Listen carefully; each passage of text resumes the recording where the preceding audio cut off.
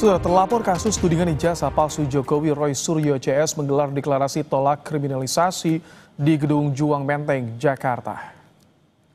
Dalam deklarasi ini, saudara, Roy Suryo menyatakan keberatannya dengan pemeriksaan Jokowi di Mapolresta Solo. Roy Suryo CS juga sudah bersurat ke Polda Metro Jaya untuk meminta gelar perkara khusus atas kasus dugaan pencemaran nama baik tudingan ijazah palsu Jokowi. Malah hadir di sebuah acara rame-rame teriak-teriak di atas mimbar. Ya, itu kan sama sekali tidak benar. Jadi artinya kami sangat berkeberatan dengan moda pemeriksaan cara gini. Polri gimana mau dicintai masyarakat kalau pemeriksaannya sangat subjektif semacam ini? Itu tanggapan saya. Yang jelas pemeriksaan di Solo ini membuat lari dari tanggung jawabnya untuk dia membawa ijazah aslinya dan kemudian ditunjukkan dan disita.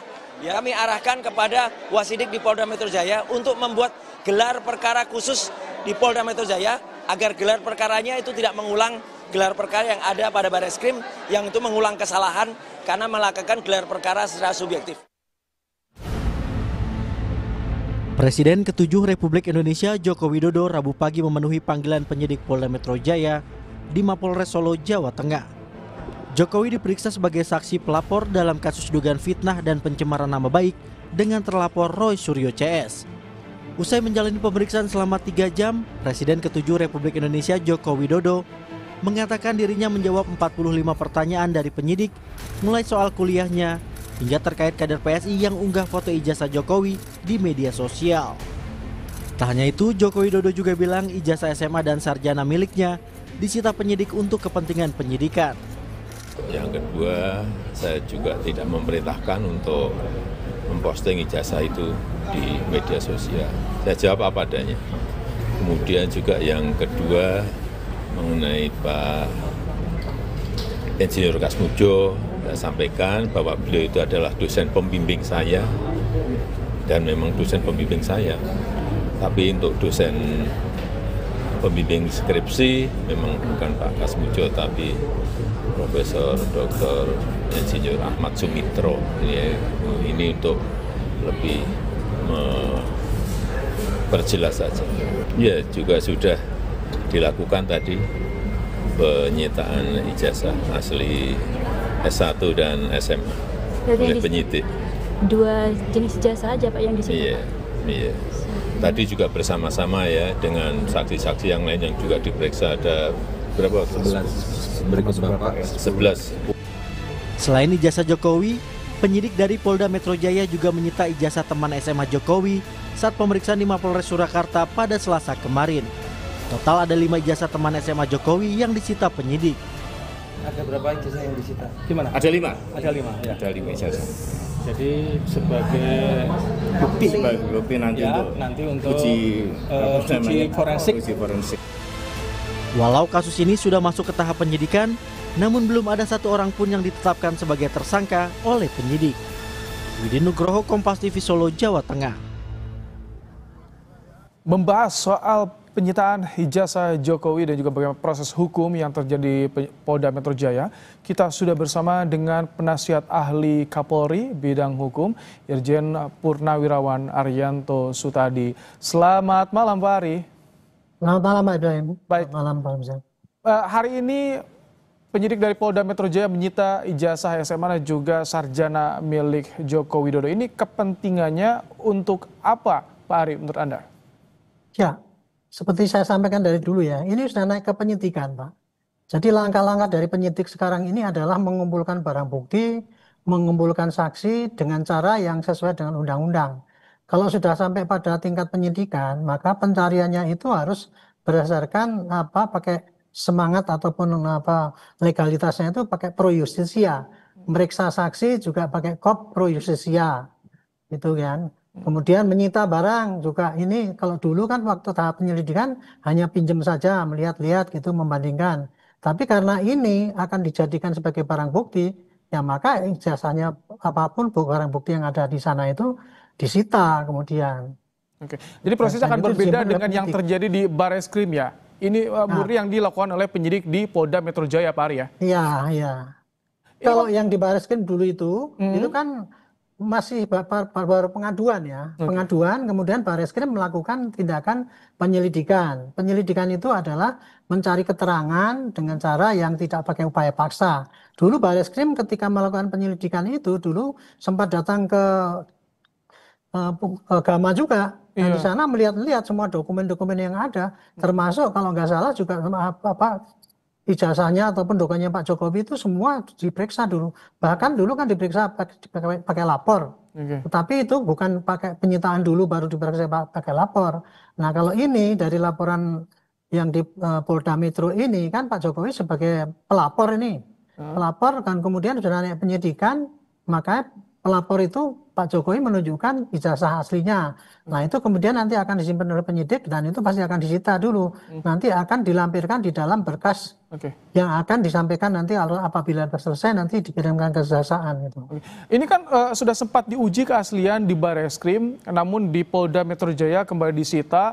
Ijazah teman Jokowi juga sama disita untuk kepentingan penyidikan. Ini prosedurnya artinya diulangi seperti uji forensiknya. Betul. Itu diulangi lagi berarti ya?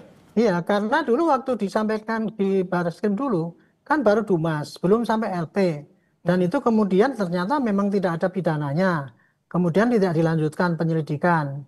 Berarti kan itu nanti kalau gitu cuma berhenti gitu aja. Sedangkan kalau yang di Metro itu, ini yang akan disasar oleh Pak Kapolda Metro itu adalah membuktikan ijazahnya Pak Jokowi itu asli apa enggak, sampai disampaikan di depan hakim sana. Makanya ini disita dan diperiksa ulang, sehingga agar barang bukti itu nanti bisa diserahkan ke kejaksaan dan nanti akan dihadirkan di persidangan. Itu jadi satu bagian itu membuktikan ijazahnya Pak Jokowi itu asli harus sampai ke persidangan kan, harus hakim tahu karena apa? Yang akan disasar untuk yang penyidikan di Polda Metro itu kan ujaran kebencian, penghinaan, pencemaran dan sebagainya itu. Itu unsur itu hanya bisa positif ya apabila memang ijazahnya Pak Jokowi itu asli. Nah, makanya itu pembuktian yang dikirimkan kepada hakim nanti adalah dua sasaran. Membuktikan ijazahnya Pak Jokowi itu asli di depan hakim, sehingga ujaran kebencian dan sebagainya itu bisa menjadikan dakwaan untuk menjatuhkan pada tersangka-tersangka itu gitu. Biasanya kan kalau untuk di kasus pidana, ekspos sering gelar perkara oleh penyidik. Itu suka ditunjukkan tuh barang bukti yang sudah dikantongi. Apakah dalam hal ini juga bisa jadi nanti barang bukti termasuk ijazah Jokowi ini bisa ditunjukkan pada publik? Seandainya penyidik mau bisa saja. Seandainya penyidik mau ya. Itu bisa. Dalam kasus-kasus yang biasa itu kan misalkan kita nangkep begal kan ada parangnya di situ ditunjukkan gitu. Itu dalam pidana yang murni yang biasa. Tapi kasus ini kan bukan kasus murni pidana nih Pak. Di belakangnya ada unsur-unsur politik untuk menjatuhkan seseorang. Sehingga kalau memaksakan untuk menunjukkan Pak Jokowi itu menunjukkan di depan umum kan mereka kan kayak gitu itu. Itu tindakan anarki itu. Kalau penyidik itu nuruti kayak gitu, itu namanya kan berarti kan menuruti tindakan anarki demi untuk kepentingan orang-orang yang nggak benar itu gitu. Jadi itu kira-kira sehingga sekarang yang penting penyidik itu melakukan penyidikan sesuai dengan prosedur ya. Udah sita-sita kemudian diperiksa gitu. Nggak perlu lagi untuk ditunjuk-tunjukkan ke depan orang. Nah, satu lagi mengenai gelar itu Pak, gelar perkara itu harus terbuka, tidak ada keharusan. Tapi kalau untuk menjamin ke transparansi kemarin itu waktu di Barreskrim, karena apa? Karena waktu itu kan mau dihentikan. Makanya saya bilang ini karena mau dihentikan, maka tidak ada kesempatan lagi untuk menunjukkan ijazah itu di depan umum atau di depan hakim kan gitu. Makanya saya waktu itu menyarankan dilakukan gelar perkara terbuka. Nah, tapi kan ditanggapi oleh mereka bahwa seakan-akan itu harus. Kalau tidak itu berarti melanggar aturan. Bahkan kemarin sudah digelar pun sekarang minta digelar ulang lagi. Itu kan kayak itu mereka itu, saya kasihan dari mereka itu ya. Mereka itu sangat bersemangat dengan menggebu-gebu, dengan menerangkan pada rakyat bahwa prosedurnya seperti ini. Padahal mereka sendiri itu nggak ngerti hukum sama sekali itu. Kalau permintaan soal gelar perkara khusus Pak Ari, ini bagaimana? Dan juga tadi dipertanyakan soal pemeriksaan dilakukan di Mapolresta Solo. Ya, nah mengenai pemeriksaan itu ya, penyidik itu mau memeriksa di mana-mana tuh bebas saja. Yang dicari yang adalah kemudahan kan banyak saksi yang ada di Solo itu tadi. Jadi bukannya hanya Pak Jokowi doang kan yang diperiksa, sekalian ya saksi-saksi yang ada di sana, penyidik ke sana kemudian memeriksa. Itu periksa itu mau diperiksa di mana saja nggak ada larangan. Bahkan saya sendiri waktu masih dinas itu ya, kalau memeriksa seorang keberatan orangnya nggak bisa, kita periksa di rumahnya juga bisa. Yang penting memenuhi syarat, tidak ada pemaksaan, dan yang disampaikan itu tidak bohong, tidak dikarang-karang, itu nilai daripada pemeriksaan atau penyidikan. Gitu. Jadi tidak ada larangan, tidak ada keharusan. Itu tadi kan Pak itu bantah, wah ini tidak adil. Tapi kalau wujud transparansinya bagaimana agar terlapor juga bisa puas dengan hasil penyidikan? Wujud transparansinya harus bagaimana, singkat Pak Ari?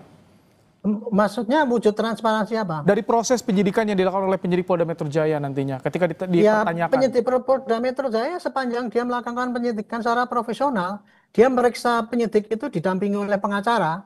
Dan kemudian ada rekamannya, dan kemudian itu nanti bisa hasilnya itu bisa disampaikan kepada jaksa dan kemudian pada hakim. Itu sudah wujud transparan, dia tidak harus meriksa dilihatin oleh yang terlapor atau pelapor.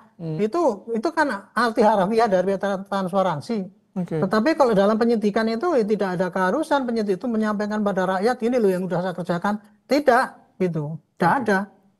Baik, terima kasih penasihat ahli Kapolri bidang hukum Irjen Purnawirawan Arianto Sutadi telah bergabung di Kompas Malam hari ini. Terima kasih Pak Ari.